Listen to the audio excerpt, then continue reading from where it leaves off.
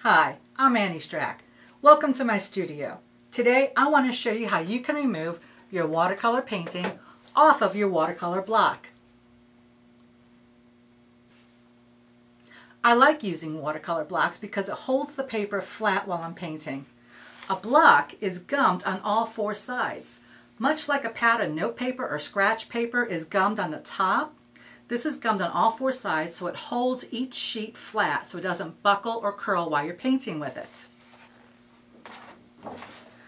There's a little gap right here. Do you see that white spot there? That's where there's no gum. There's black is the gum and the white is not gummed. That's where I can slip something in and cut a sheet loose after I'm done painting on it. When my painting is done, I can cut it loose, and then I have the next sheet all white and still mounted on my block ready to go. So let's get started. There's a variety of tools that you can use to remove your painting off your block. My favorite is a simple palette knife. Never been used to mix paint. It's clean, there's no rust on it, there's no paint on it. Great tool, not too sharp, it won't damage my paper. Another tool, easy to use, and everybody has one of these, is a simple table knife, especially if you use the dull side. Again, you don't want to use anything too sharp like a razor because you don't want to accidentally cut through and ruin your painting or the block. When I go out painting in plein air, I often take a plastic picnic knife.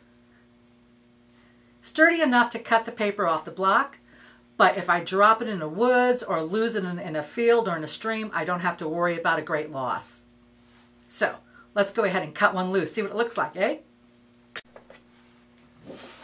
Here I have an almost finished painting. Finished enough for me to cut it off the block so I can use the rest of the block to paint something else. Now, there is an arrow here. If you look at the lid of this pad, there is an arrow, and it indicates that this is where the gap is that I can insert a palette knife and cut it loose. See the gap, the white spot?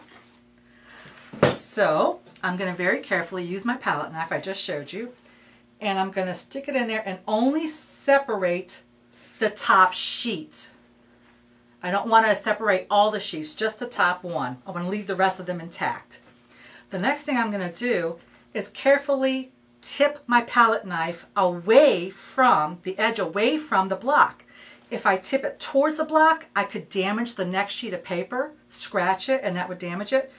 And I don't want to do that because that will show up in the next painting.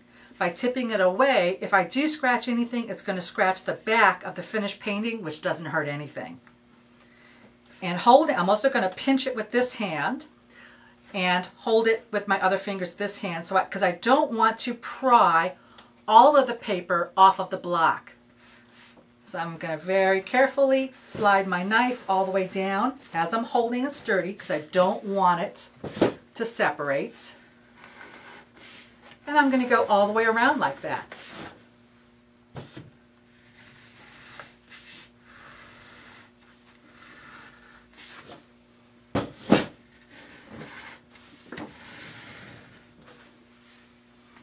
And right up to the top.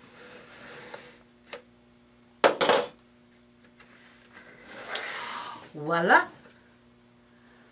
The rest of the block ready to be painted again. And the painting I just peeled off, ready to be finished and framed. My favorite block is the Arches 140-pound cold press. I recommend this to all of my students in my classes as well. Thanks for joining me in my studio today. I hope to see you again real soon. Bye-bye.